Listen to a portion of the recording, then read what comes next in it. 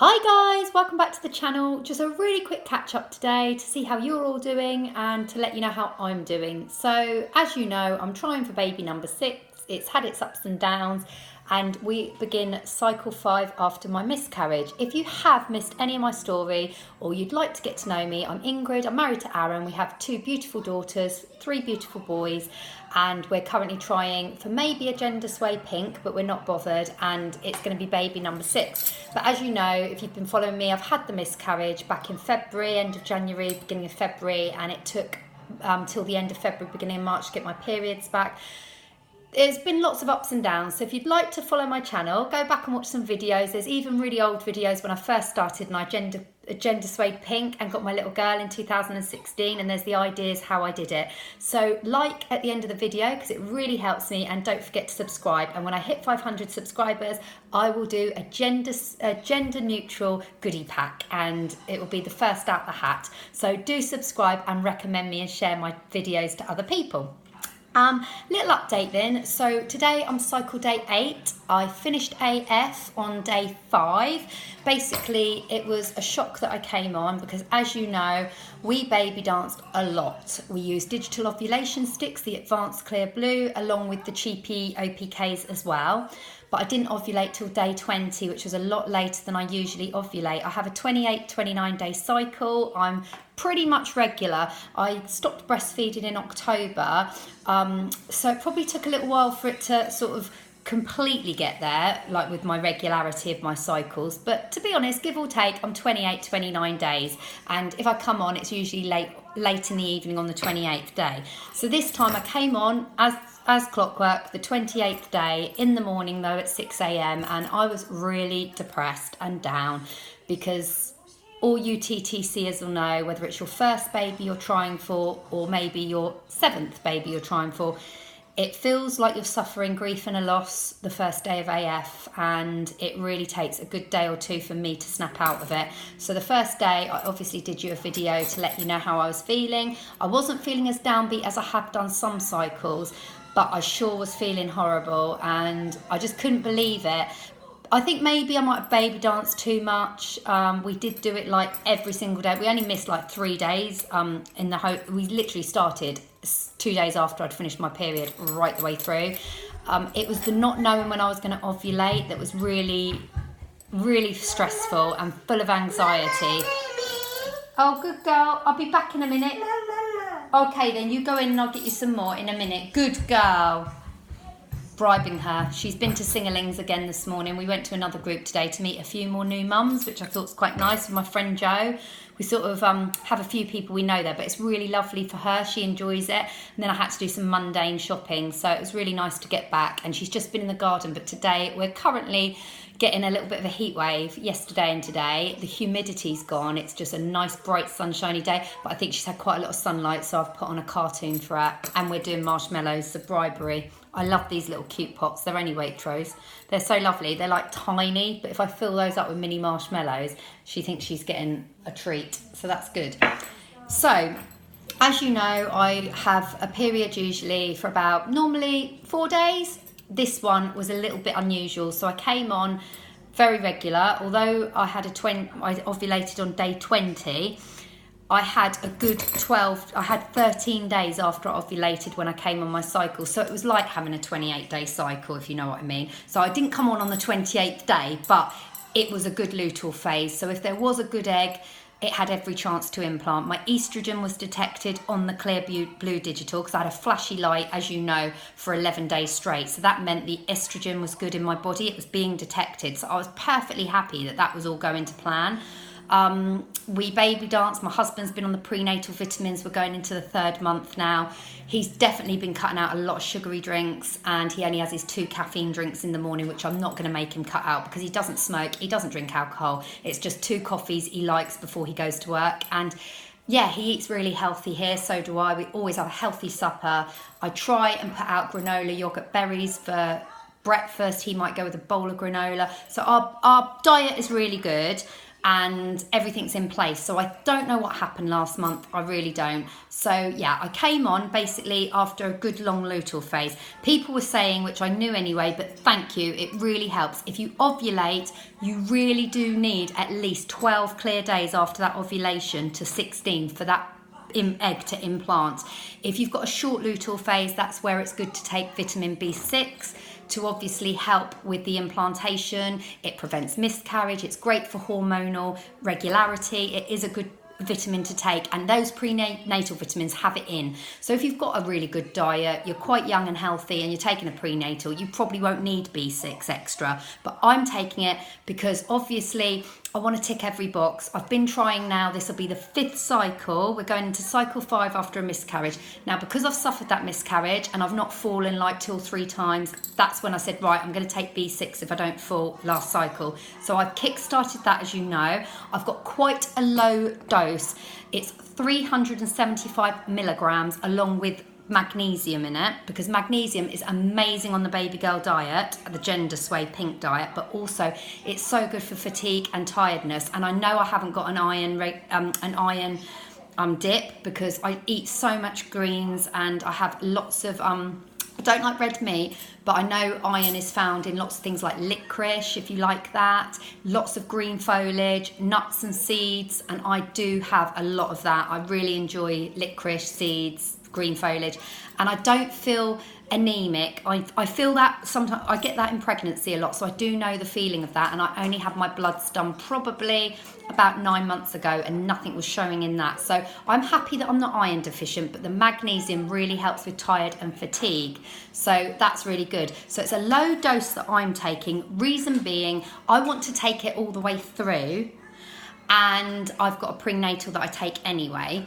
If you take a higher dose of B6, like a lovely lady who's absolutely wonderful, she's following me now, I think, subscribe to my channel, she said only take the B6 if you're doing a higher dose, it's best to take when you have your first day of ovulation, because you don't want to like muck around with your ovulation and things like that. It can upset the apple cart, so to speak, if it's a high dose and you're taking it all the way through, which I sort of understood anyway. So low dose all the way through is normally fine. You can check with your GP anyway, or your health provider, because I'm not medically trained, remember, this is just what I'm doing. So I've got a low dose of that, which I'm taking all the way through. I take it at night, my magnesium and my magnesium and B6 tablet, just with a glass of water before I go to bed. However, I forgot it yesterday, so I did I took it in the morning. So I just think it's, for me, I was taking it at night. I just thought it was better because I take my prenatal vitamin in the morning. So I do that usually about 10 o'clock once I've had something to eat. I also, when I'm not pregnant, in the 2-week wait, I take a vitamin C tablet. I don't take these all the way through. I just don't, because I eat tons of oranges. Again, prenatal vitamins got it in anyhow. But I've been taking these now basically every day until I go 1 DPO. On 1 DPO, I will not be taking this. My husband, however, takes one of these every day. He likes his vitamin C tablet, and it's a cheeky drink before you go out. So if you use a tumbler that sort of size, filled up with ice cold water with one of these in, basically he's had a good drink. So he's had his 2 coffees with breakfast, and then he has one of those before he goes out. So it doesn't really matter if he doesn't get a drink for a little while. I've also been filling up my big drinks bottles, which I'll show you in a minute, with lots of ice, and I've been trying to drink 2 of those a day just to keep my water flowing, because as we know, you've got to have lots of water in you for a good CM flow. As you get to your 30, as soon as you hit 30, your CM will go down a bit, which is annoying because a lot of people don't start TTCing nowadays till they're 30. It's quite well known. However, it's proven medically, that is not me saying this, it's proven medically, the more fluid you drink, it really, really helps with your cervical mucus. And you need cervical mucus to keep the bacteria and harmful germs at bay. You need it to help let them swimmers go up you. You need cervical mucus. And I monitor that as a part of the ovulation stage. And I know that I go dry after AF. I know that I have 1 to 2 days dry, then I get a very watery CM, followed by quite a lotiony, followed by my egg white stretchy. And it's not really, really stretchy like it was when I was like 23, 24, but it is It's there. I know it's the proper stuff that's fertile. Sorry if it's TMI, but please, it is a TTCing channel about ovulation, pregnancy, and well-being. And you know, this is what we want to know, the facts. If you're doubting what you're getting down below, hopefully this will help. And like I say, get the tree going. Comment down below, ask me questions, give me advice, because I love it. I absolutely love it. I've learned so much from you guys. It is untrue. So yeah, if you've got a question, ask me, then someone answers it, and it's amazing. So perhaps today you've learned something. Drink lots more water. Incorporate water into your daily routine of drinking, and you will get that lovely cervical mucus. You might not get the egg white stretchy. If you're past the age of 31, 32, it might go to that. You know, it's fine, but you will notice a difference. It won't be that lotiony tacky like a body lotion in your hand. It won't be like that. Sometimes it's a bit gluey, like if you imagine PVA glue in your hand. It won't be like that. I get that normally. I normally get that after the watery. So I get nothing, followed by watery, followed by that lotiony, followed by my egg white. And then I usually get nothing until AF shows. And if I do get creamy, I get quite excited, because that is a very good symptom that you could be pregnant. If your creamy CM carries on through, that is a very, very good chance you might be pregnant. It is a good pointer. That's the only symptom I had before I came on AF. It was a good symptom to have, but obviously it didn't turn out well for me. So going back on track, as you know, I've been incorporating all my vitamins, but I just think something wasn't on schedule, was it? Number 4 wasn't my cycle, so let's hope number 5 is. So yeah, basically I'm taking a vitamin C most days. If I don't remember it, it's not heartbreaking, but I'm doing that, and then I stop on 1 DPO, before 1 DPO, because I don't want to take too much vitamin C, because to be honest, I think for me, vitamin C, especially when it's a big one like this is a chunky old effervescent one, which means it fizzes in water. You can't swallow those, obviously. It's 1,000 milligrams, so that is quite intense. If you've got a little seed fertilizing inside you, a little egg, you don't want to do any damage. So check with your health provider if you do want to take this all the way through. I personally wouldn't recommend it, because when I was late on a period and I was worried because I knew I wasn't pregnant, I just wanted my period to come, it was highly recommended that I took one of these every day and had heat pads on me. And I did do that, and on day 3 I came on my period, which is great. So I don't want to recommend vitamin C to any of you ladies in the 2-week wait, just in case. But if it's all right for you to do so, go for it. So yeah, I do a vitamin C tablet right from the day I come on my AF, right the way through. So I've been taking those.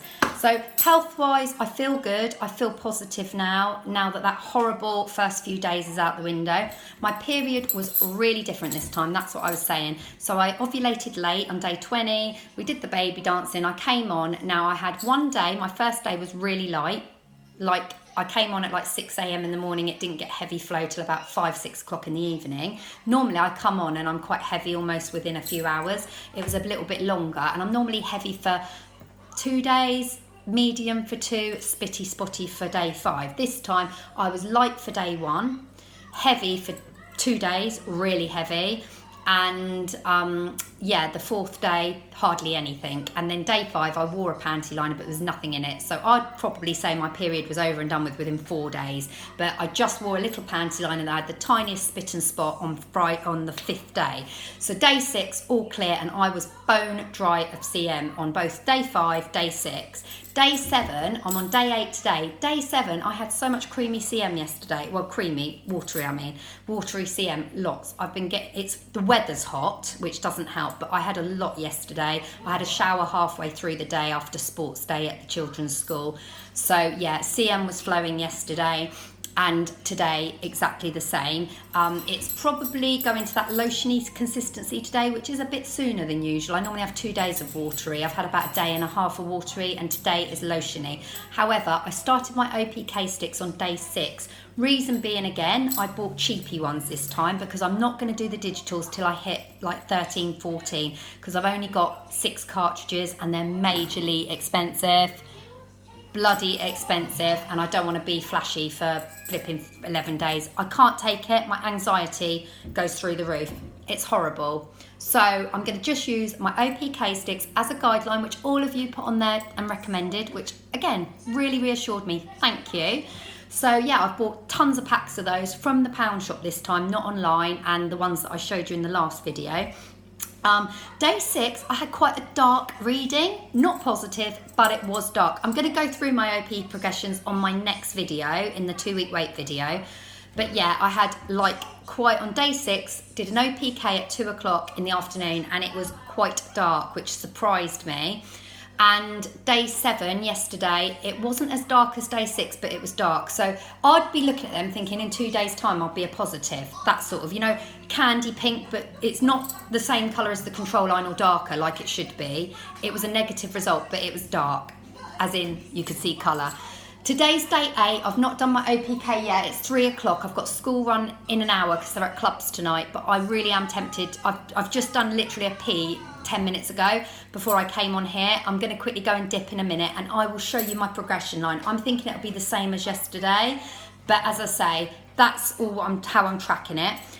Aaron, I've looked online, and I don't know whether you know this, I knew this anyway, but I've done some research, and poor Aaron, I feel a bit awful because he's on a prenatal and he does take prenatal vitamin, and he does take one of these every day, and he's so lovely, but he was more gutted than I was this cycle. He was quite upset, not crying, I don't mean, he's not a crier, but he was like, when I said it's not our month, as you know, he's in the shower, and he was like, I'm going to the doctors, and I said no. Right, so he has gone and invested in these. They're from a chemist, you can get them from the health shop, better known as Indian ginseng. It's ashwagandha, right, but it's better known as Indian ginseng. It's really good anyway. It gives you real zest and energized vitality. It's an amazing one to take. I take raw root ginger in hot water, which always does it for me, but this is particularly good to nourish sperm, really good, and to get your energy levels high.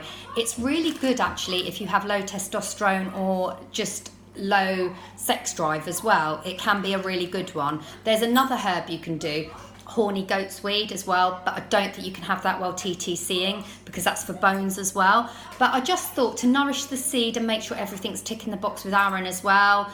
There's no problems in the baby dancing department at all, but I just said to Aaron, would you be willing to maybe look into taking one of these with your others, because it's not in a prenatal vitamin. You will not get Indian ginseng in a prenatal vitamin, not the ones we use anyway. You might have it, but it's not one in there, and you can't readily get it from most foods, ginseng. So it's the golden wonder vitamin, I think. You only get 30 capsules, 60, and they're 5 milligrams, so it's quite a good one, but you only take one of these a day, normally after breakfast. Again, really good for guys with low fertility or low sperm count, or just for energy or to nourish the seed. So we're just trying everything at the moment. It's natural, it's not going to harm anyone, it's not going to hurt him, it's not like a drug, a medical drug. They are expensive. We got 60 capsules from Amazon.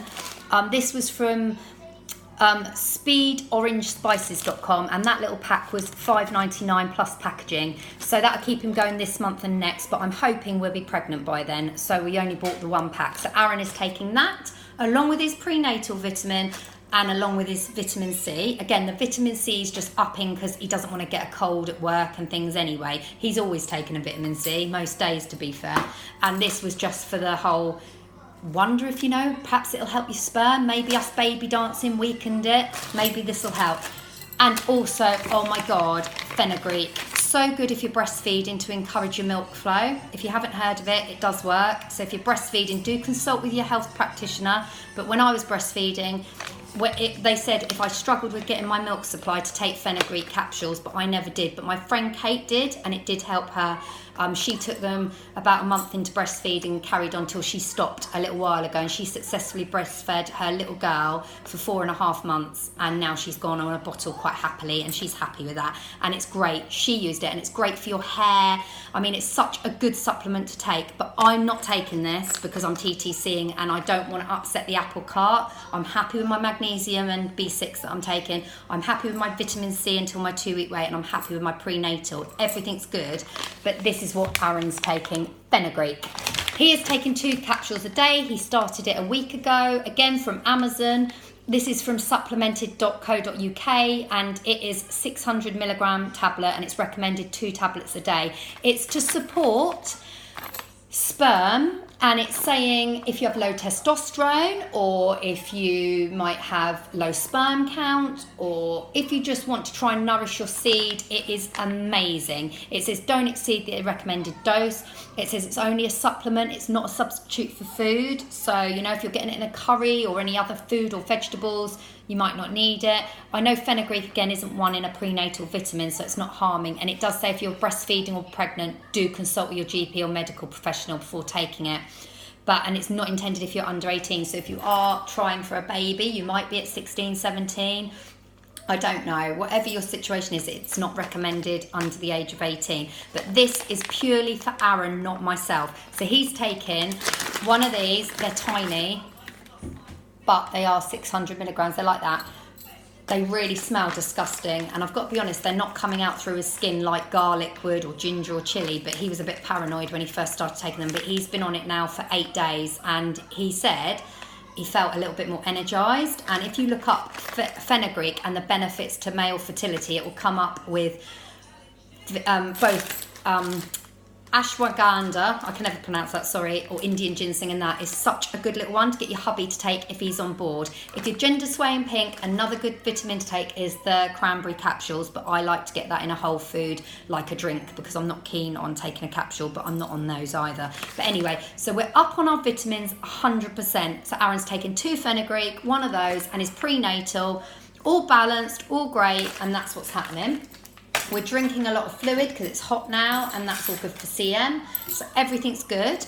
Yeah, so my OPKs are getting stronger. I do feel maybe I'm going to ovulate more on my normal time this time. I don't feel as stressed this time, I've got to be honest. I'm just thinking I want it to happen now. Desperation was at its most paramount time last month.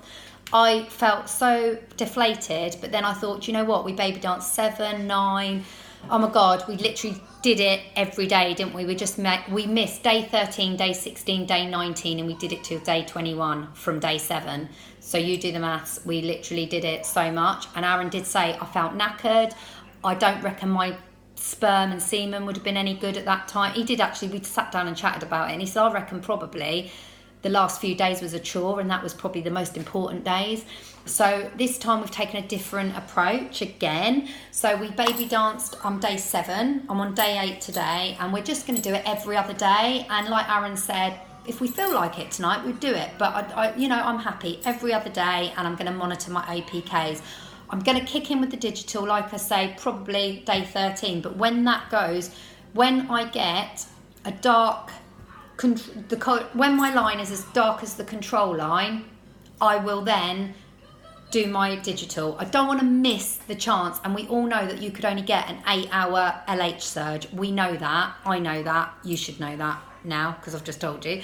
But yeah, you can have a really short period where it's only 8 hours. You could like pee on an OPK stick in the afternoon, and by bedtime, 10, 11 o'clock, it's gone. Some people have a really short LH surge that's detected. It could be that it's diluted in your body and it's not as major because your baseline might be quite high anyway.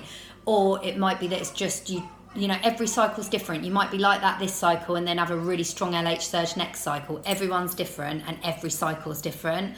So I don't want to miss it. So we're day 8 today. I think by day 11, I'm going to be doing 2 OPKs. I will be doing one at like 2 o'clock, one at 5 o'clock so that I can really monitor it. But day 8 today, I don't feel like I'm ovulating. The CM's all on track and everything's good, I think. But as soon as I get that dark line, I am going to get on the digitals, but I will only be testing once. So if I get a flashy, I will only be testing once. I'm going to chance it because I spent £40 last month on digital and I don't want to do that.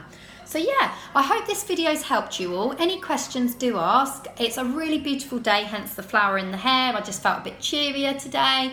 And I tell you what I did feel on Saturday, which I've never felt like it before, horrendous pain on my left side. I really could barely walk. It stayed there for about 3 to 4 hours. It was sharp, it hurt.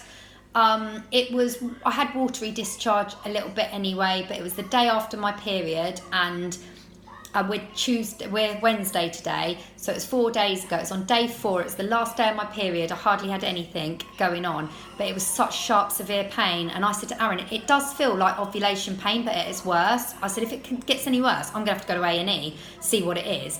But I did read sometimes you can have like a phantom pregnancy, and that basically means apparently the egg doesn't dissolve. There's still that remaining like cyst there, and it might go naturally in the next period or the next one, and that can create a little bit of pain. So it's not an ectopic pregnancy, it's no infection or anything to worry about. It can just be, it's called the lutein something. You probably correct me down below, whatever it is. I could look up the right meaning, I should have done before I came on, but I forgot to mention it. But it can be known as a phantom pregnancy, not a chemical pregnancy. It's a phantom one where it feels like you're pregnant. There's symptoms there. Now on Saturday my breast was so painful, my nipples. My little girl always has comfort by cuddling me, and she always puts her hand or her lips here and touches my boobs inside, and I had to literally say, oh my god, get off darling, I love you, but it hurts. My boobs hurt, my nipples, not my boobs, my nipples were really sore, as if I was pregnant, because I don't get sore nipples when I come on my period very often. They might occasionally have a little, no, I don't get sore boobs. If sore's 10 before my period, maybe a 2. So this was on an 8 or 9 on Saturday and Sunday, sore nipples and sharp pain that lasted about 4 hours on Saturday. But it went. I came home, had something to eat, chilled out in the garden with a drink, but we went on a really long walk, about 2 or 3 miles, round a harbour, and I had to say, look, we were going to go longer, and I said, no, I really hurt. It was like right in my groin area, and I said, if it carries on, I'm going to go to the doctors, go to A&E, get them to scan, because I was like, what if, oh my god, what if I am pregnant? Is it ectopic? And I started worrying, and then I came home and thought, well, I'm not pregnant. I know I'm not pregnant. This is the 4th day of my period, and literally 2 days of heaviness, 1 day, 2 days medium, I suppose, but day 4 was so like, by the walk, I'd eased off. I was only wearing a thin panty liner. And like I say, 5, nothing really, a tiny bit. So yeah, I had this really severe pain for about 3 or 4 hours, and it really stopped me in my tracks. It was a little bit different to ovulation pain, but yeah, I don't know whether you've heard about it, but I've looked it up. There's a lovely lady who I follow on here, and she's amazing. She's like a health guru, and she said there's a phantom pregnancy where you have symptoms such as, you might get sore nipples, or you might feel nausea or anything like that, and then you're maybe a day or 2 late and nothing happens. You do a test, it's negative, and then you have this like almost like an egg that hasn't dispersed properly still inside you. That's what she had, and she's going from her experience. And she felt pregnant, and she literally didn't do a pregnancy test till she was 4 or 5 days late, because she was so certain she was pregnant. And she then did a test and it was negative, went and got a checkup. A sonographer said, oh, it's basically this luteinizing like cyst thing, that basically your egg hasn't dispersed properly when you've had your period, but the egg is still, the egg lining is still there. He said it should go naturally within like 1 to 2 months or 1 to 2 cycles. If you get severe pain, go to A&E. And anyway, it went. She said literally the pain went within a day or 2, and then she fell pregnant. So I don't know, but yeah, severe pain on Saturday, to the point I was like flipping hell, dying. But it went. I literally had it for about 3 or 4 hours, came home, chilled out, and then at about 6 o'clock, Aaron was like, how are you feeling? I went, it's gone. It's really weird, it's gone. And then I started thinking, perhaps my B6 I shouldn't take, perhaps it's making me ovulate straight away. And Aaron's like, I don't think you'll ovulate on day 4 or 5, even I know that. And I said, well, yeah, because I'm the last day of my period. So all I did, day 5, I just didn't take a vitamin B6, and I just chilled out, and like I say, all of it went away. So yeah, that's my symptoms. I'm all happy, and I hope you guys are. Please subscribe if you haven't. Please, after the videos, remember to like, because it really helps. It goes on the recommendations then. And I've loved chatting to you. And the next video I'll do is in my 2-week wait, and I will go through all my OPK sticks, all the baby dancing and everything else. Love to you all. Bye.